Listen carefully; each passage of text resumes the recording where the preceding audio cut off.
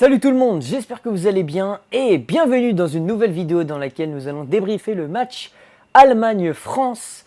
Un match qui s'est passé à l'Allianz Arena. Du coup, les Allemands étaient à domicile et victoire de l'équipe de France. 1-0 avec un but d'Hummels. Un but d'Hummels, voilà, contre son camp. Voilà un match qui fait du bien. Voilà, commencer cette compétition avec un match aussi compliqué que celui-là et le remporter, ça met déjà énormément de pression au Portugal, les Portugais qui ont gagné 3-0 en fin de match. C'était un match très difficile pour eux. Et là, on leur met tout de suite la pression avec une victoire face à l'Allemagne. Parce que certes, ils sont premiers du groupe. Mais bon, nous, on va jouer la Hongrie juste après et eux, l'Allemagne. Du coup, ça risque presque de se jouer dès le prochain match. C'est un match qui était déjà, avant même que le match ait commencé, très compliqué. Parce que on commence la compétition contre l'Allemagne, c'est quasiment une finale qu'on joue dès le premier match. En plus, voilà, comme je l'ai dit, à l'Allianz Arena, on est en Allemagne, on est en majorité face à un public allemand. Je soupçonne quand même de M6 d'avoir placé la part de ses micros à côté des Français, parce que j'ai l'impression qu'on n'entendait pas les Allemands, on n'entendait que les chants français. Mais voilà, ça faisait plaisir quand même de revoir un match avec du public, un match avec énormément d'intensité. C'était de l'attaque-défense pendant quasiment tout le match. À un moment, je me suis dit, je transpirais devant ma télé tellement que ça courait. Voilà, donc on retrouve vraiment l'équipe de France que l'on a connue à la Coupe du Monde. C'est pas une équipe de France qui est belle à voir jouer. On n'a pas maîtrisé notre match. Quand on regarde les statistiques, on s'est fait clairement dominer. Mais on a su prendre les contres quand il fallait. Donc certes, quand on voit le buteur, on voit que c'est Hummels. Très clairement, il est dépassé sur cette occasion. Mais on a eu quand même beaucoup d'occasions dans ce match-là. Ça aurait pu très facilement partir sur un 3-0. Même s'il y a eu aussi quelques occasions, des fautes litigieuses peut-être aussi du côté de l'Allemagne. Donc on avait par exemple beaucoup de contre-attaques. Donc ça s'est joué vraiment pas grand-chose. Par exemple, on a un départ de Kylian Mbappé en seconde période. La plupart des grosses occasions, vraiment, on les a eues en seconde période parce que en première période, c'était très compliqué. Mbappé, on ne le voyait pas tellement. Il a eu une seule occasion de se montrer, mais par sa vitesse, je ne sais pas pourquoi il s'est arrêté. Du coup, c'est vraiment en seconde période qu'on a commencé à voir Mbappé déjà dès le début de la rencontre, de la seconde partie de la rencontre, en deuxième période. Et après, ça a commencé à dérouler. Pogba arrivait à trouver Mbappé dans la profondeur. Vraiment pas grand-chose hors jeu, malheureusement, ce qui amène au but de Karim Benzema. On se dit, mais oh là là là là, mais ça aurait pu être beau quand même. Magnifique de voir un but de Karim Benzema tuer le match, le 2-0. Mais malheureusement, il est hors jeu de pas grand-chose. Bon, on peut dire ce qu'on veut, on peut être critique sur lui, mais Kylian Mbappé, il a quand même fait un bon match. À peu de choses près, il aurait pu marquer un doublé et faire une passe décisive à Karim Benzema. Voilà. Après, c'est sûr qu'on est toujours beaucoup plus critique envers lui parce qu'il vise à être l'un des meilleurs joueurs du monde. Mais bon, quand même, l'avoir dans son équipe, ça fait vraiment du bien. Il y a eu, comme j'ai dit juste avant, donc le hors-jeu, quand c'est hors-jeu, on ne discute pas, mais il y a eu quand même quelques occasions un peu litigieuses. Bon, déjà, nous, on a eu nos occasions. L'Allemagne a eu en seconde période, je crois, la frappe de Gundogan, un peu dévissée. Ça, c'était quand même une grosse occasion. Il y a eu la frappe aussi de Gnabry. Alors, il me semble, au début, j'avais cru qu'il y a eu un rebond juste devant lui, mais il me semble qu'il tape en plat du pied. Il essaye de la placer. Il tape mal la balle, du coup, ça passe au-dessus des cages. Franchement, ça, c'était une grosse occasion. Et nous, on avait une énorme contre-attaque de Kylian Mbappé qui arrive à dépasser Hummels. Parce que ça, c'était le danger, parce que l'Allemagne jouait à 3 défenseurs, du coup, 3 défenseurs lorsqu'ils ont le ballon et 5 défenseurs lorsqu'ils doivent défendre. Mais sur les transitions, tu sais que Kylian Mbappé, il peut faire mal, et surtout quand il est face à Hummels, qui, pas très jeune et il n'a jamais été hyper rapide. Donc, Mbappé le prend de vitesse, il passe devant, il est prêt à frapper, et tac par derrière de Hummels. Franchement, là, direct, je crie, je gueule, tous mes voisins se réveillent, j'imagine. et apparemment il n'y a pas pénalty.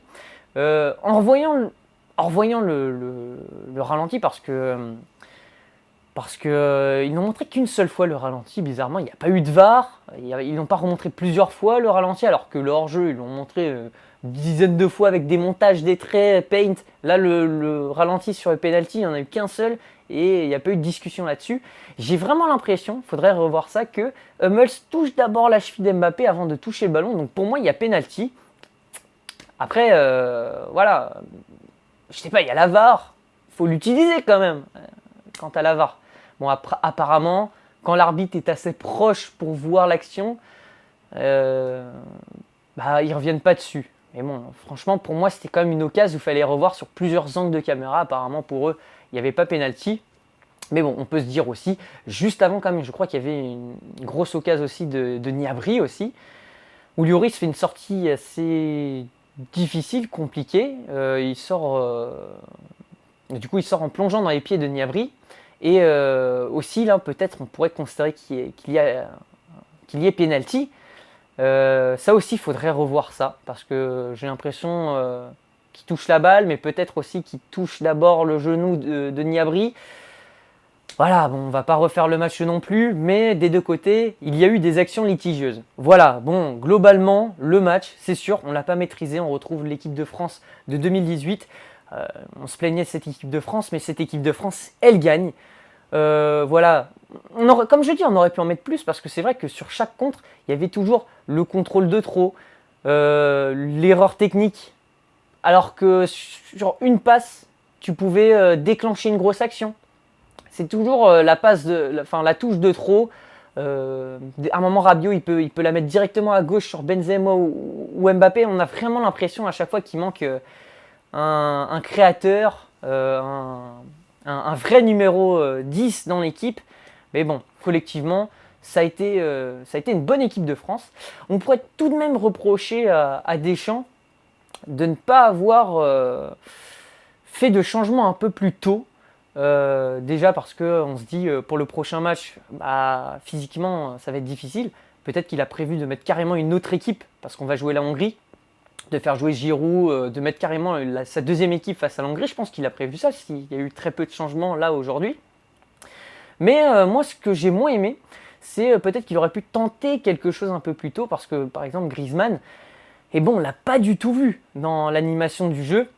À un moment, il était obligé de redescendre beaucoup trop bas. Et il a même fini arrière droit en fin de match. Bon, je pense qu'à la fin, ça ne servait plus à rien d'attaquer. Mais on essaie de jouer en contre directement sur Mbappé. Mais bon, Griezmann, je le sens un peu effacé dans le jeu lorsqu'il y a Karim Benzema. Parce que c'est vrai que ça marche bien quand on a la balle. Quand on a la possession, ça marche bien parce que ça peut jouer en triangle avec Benzema, Mbappé, Griezmann. Ça marche bien. Mais quand on n'a pas la balle, j'ai l'impression que Griezmann, il ne sait pas où se positionner. Il sait pas quoi faire en fait. On a vraiment l'impression que Benzema et Griezmann se marchent dessus. Donc Griezmann, il était un peu invisible dans ce match. Voilà. C'est peut-être un peu dur de dire ça, mais bon, c'est mon ressenti. En tout cas, voilà. Le reste, c'était pas propre, mais c'était collectivement quelque chose. Adrien Rabiot, c'est vrai qu'il a loupé beaucoup de choses techniquement, mais franchement, je ne sais pas combien de kilomètres il a parcouru dans le match, mais quand même, il a fait un bon match avec une bonne intensité. Donc voilà, c'était un match qui n'était pas des meilleurs pour l'équipe de France, bien sûr, mais il faut se dire qu'on a joué contre l'Allemagne. Voilà, c'était pas non plus la Hongrie si on fait le même match contre la Hongrie, là on pourra se poser des questions. Mais là, c'était contre l'Allemagne. Et malgré le peu de possession qu'on a eu et le peu d'occasions, on a su quand même maîtriser le match, même si bien sûr, c'est même pas nous qui avons marqué le but. Mais bon, on a su s'en tirer. Comme d'habitude, je le dis, ça se joue sur des détails. Et avec ces détails, déjà, si on était peut-être plus minutieux, on aurait pu mettre plus de buts. J'ai oublié, il y avait aussi la frappe de Rabiot qui peut décaler sur le côté sur Griezmann. Lui, il a essayé d'anticiper, il s'est dit que justement, Neuer va anticiper, il a décidé de frapper, il touche le poteau. Il y a eu franchement énormément d'occasions dans ce match.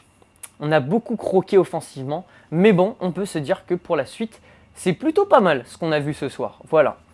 En tout cas, moi, je me dis que on est plutôt bien parti pour ces débuts de phase de poule. Donc, prochain match, la Hongrie. Donc, normalement, on devrait remporter ce match. Peut-être pas assez facilement, mais en tout cas, on devrait remporter ce match. Donc, faire notre bout de chemin. Pendant que le Portugal et l'Allemagne vont se confronter. Et eux, ils ont beaucoup de pression.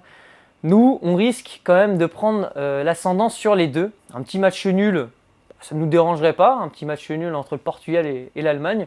Pendant que nous, voilà, on finirait leader du groupe. Donc c'est plutôt bien. Voilà, on peut être heureux. Et puis voilà, ça fait plaisir quand même de passer ce mois de juin et ce début du mois de juillet qu'on passera avec l'Euro. Ça fait quand même du bien.